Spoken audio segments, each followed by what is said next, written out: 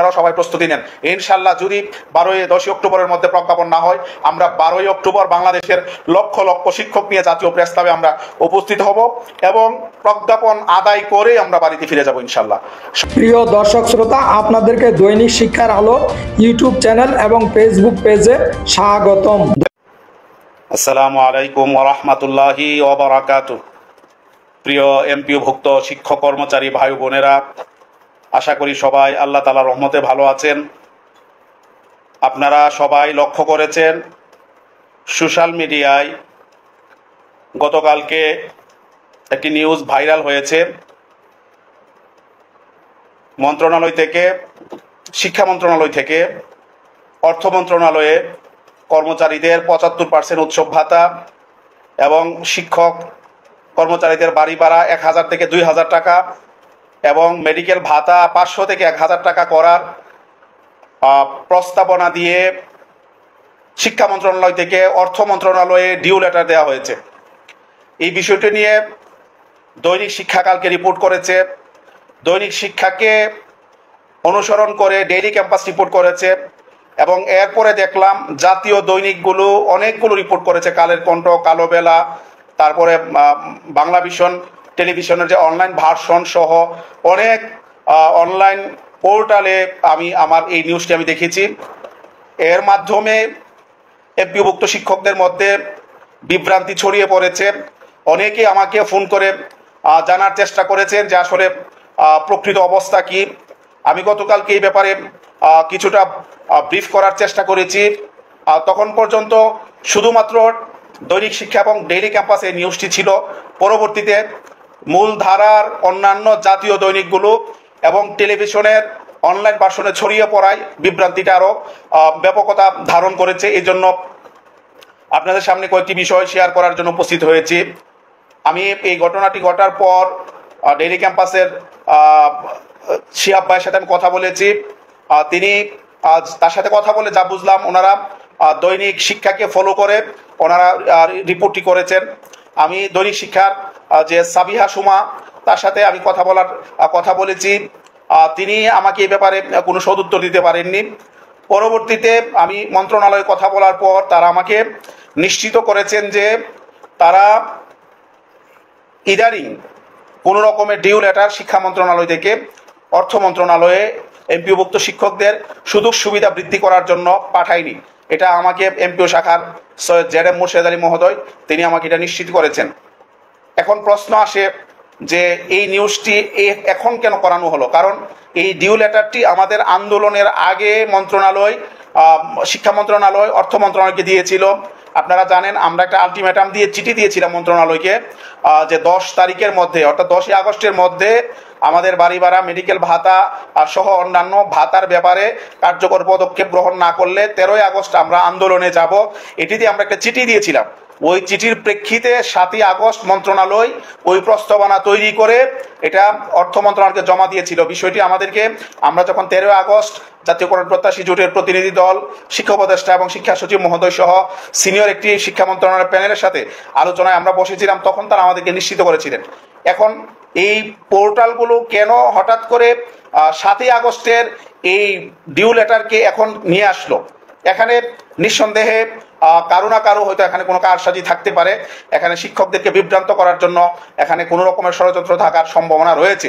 এই জন্য আপনাদেরকে সচেতন করার জন্য, সতর্ক করার জন্য আমি আসলে আজকে লাইভে এসেছি। দেখেন, আমাদের উচ্চপাত আন্দোলনটা আমরা যখন করি, ওই আন্দোলনেও কিন্তু বিভিন্ন রকমের তথ্য সন্ত্রাস দিয়ে আমাদের আন্দোলনকে বন্ডল করার চেষ্টা করা হয়েছে। আমাদের উপর পুলিশি লাঠিচার্জ করিয়ে চেষ্টা করা হয়েছে। আমি সহ কয়েকজনকে গ্রেফতার করা হয়েছিল। এর মাধ্যমে আন্দোলনকে থামিয়ে দেওয়ার চেষ্টা করা হয়েছে। যখন আমরা 22 দিনের আন্দোলনটি সফলভাবে করে চলে আসলাম, আমরা যখন উৎসব ভাতার প্রজ্ঞাপনের জন্য মন্ত্রণালয় তদবির শুরু করলাম, তখনও আপনার বিভিন্ন রকমের ষড়যন্ত্র হয়েছে। কিন্তু কষ্ট লাগে ওই সময় যে আমরা তো নিছক আমাদের দাবি দাওয়া নিয়ে কাজ করি, শিক্ষকদের স্বার্থ নিয়ে কাজ করি। এখানে যারা আমাদের বিরোধিতা করেছেন, যারা আমাদের বিপক্ষে ষড়যন্ত্র করেছেন, আপনারাও তো আজকে উৎসব ভাতার বৃদ্ধির সুবিধা আপনারা পাচ্ছেন। আগামী দিনে যদি পার্সেন্ট আকারে বাড়ি বাড়া হয়, 20% যদি বাড়ি বাড়া হয়, এটার সুবিধা তো শুধু জাতীয়করণ প্রত্যাশী জোট বা জোটের সাথে যারা সংশ্লিষ্ট তারাই পাবে না। আপনারা যারা আজকে ষড়যন্ত্র করছেন, আপনারা যারা আজকে এই পার্সেন্ট আকারে বাড়ি বাড়াকে বন্ধ করার জন্য আপনারা চেষ্টা করছেন, আপনারাও তো এই সুবিধাটি নেবেন। সুতরাং সকলের প্রতি জোটের পক্ষ থেকে আমাদের আহ্বান থাকবে যে আপনারা কোনো ক্রমেই আমাদের এই বাড়ি বাড়ার দাবিটির ব্যাপারে কোনো রকমের ষড়যন্ত্র আপনারা করবেন না। এটা আমাদের 5 লক্ষাধিক শিক্ষক কর্মচারী পরিবারের পক্ষ থেকে আপনাদের প্রতি অনুরোধ, আমাদের এই কাজটুকু আমাদেরকে করতে দেন। কারণ এই সরকারের সময়ে যেভাবে আসলে আমাদের কথা সরকার যেভাবে আমাদের কথা গুরুত্ব দেয়, নির্বাচিত সরকার আসলে এটা দেবে না, এতে কোনো রকমের সন্দেহ আমাদের নেই। এই জন্য আমাদেরকে অন্তত এইটুকু সময় আমাদেরকে কাজ করতে দেন। নির্বাচিত সরকার যখন ক্ষমতায় আসবে, আপনারা আপনাদের ক্ষমতা অনুযায়ী আপনারা সরকারের জন্য, আমাদের জন্য, এমপিভুক্ত শিক্ষকদের জন্য আপনারা আমাদের যে আরো বাকি বৈষম্যগুলো আছে নিশ্চয়ই আপনাদের নেতৃত্বে এগুলো দূর হবে আমরা বিশ্বাস করি।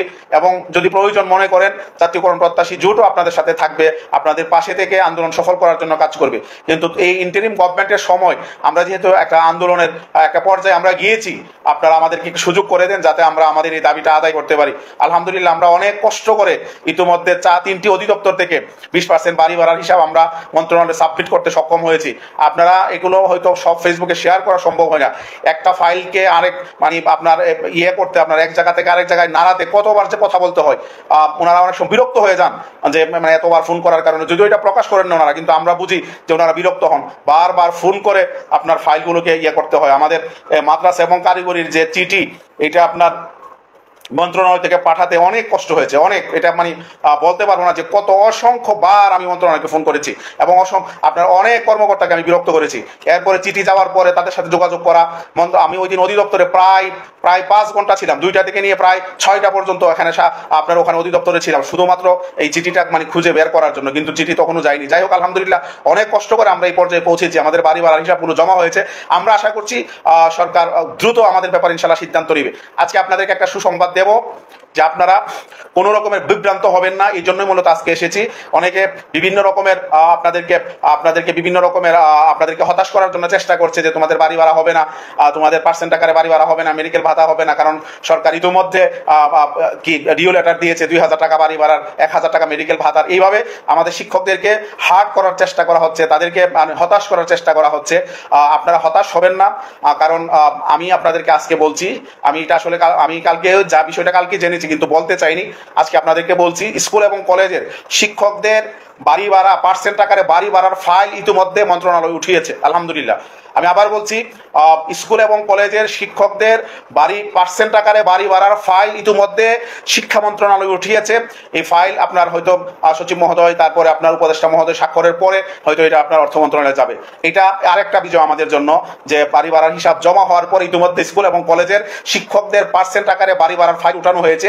বিষয়টি গতকালকে আমাকে এজেএম মুর্শেদ আলী মহোদয়, ডেপুটি সেক্রেটারি যিনি এমপিও শাখার দায়িত্বে আছেন, তিনি আমাকে নিশ্চিত করেছেন যে আপনাদের ফাইল ইতিমধ্যে উঠানো হয়েছে। আমি এটা আসলে ডিসক্লোজ করতে চাইনি, কিন্তু শিক্ষকরা সারাদিন যেভাবে ফোন করেছে এবং তাদের মধ্যে যে আমি হতাশা দেখতে পাচ্ছি, এই হতাশার জন্য মূলত আসলে এটা ডিসক্লোজ করা হয়েছে। যদি আপনারা মাদ্রাসা এবং কারিগরির আপনারা হতাশ হবেন না, আপনাদের ফাইলও ইনশাল্লাহ শীঘ্রই উঠবে। আমরা চেষ্টা চালিয়ে যাচ্ছি। আগামী রবিবারে আমরা আবার মন্ত্রণালয়ের সাথে আমরা কথা বলবো, প্রয়োজন আগামী সপ্তাহে আমরা আবার মন্ত্রণালয়ে যাব, আমাদের টিম যাবে।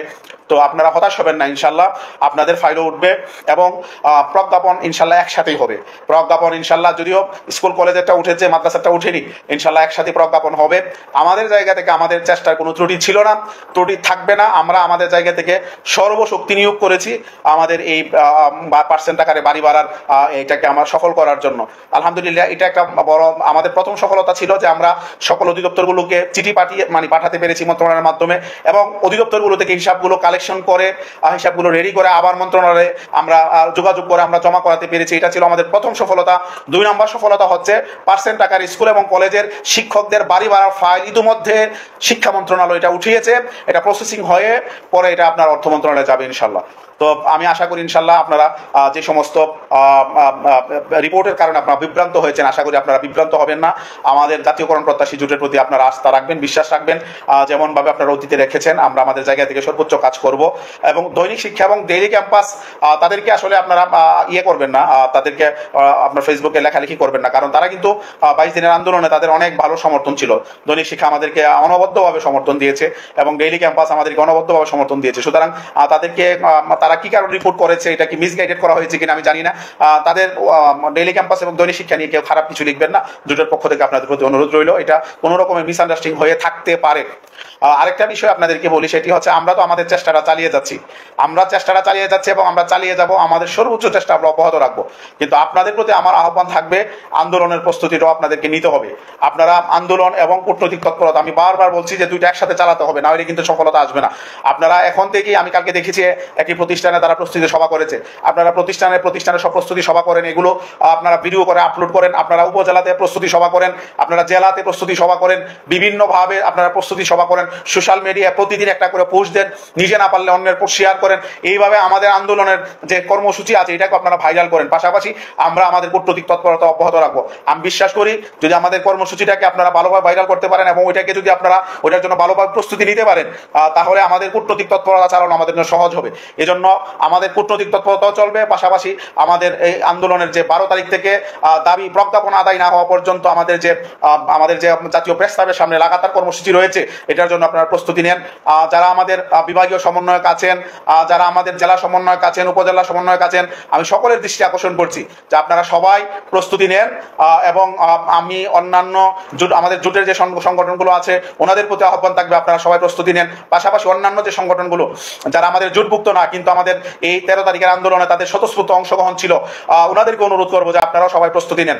ইনশাল্লাহ যদি 10ই অক্টোবরের মধ্যে প্রজ্ঞাপন না হয়, আমরা 12ই অক্টোবর বাংলাদেশের লক্ষ লক্ষ শিক্ষক নিয়ে জাতীয় প্রেস ক্লাবে আমরা উপস্থিত হব এবং প্রজ্ঞাপন আদায় করে আমরা বাড়িতে ফিরে যাব ইনশাল্লাহ।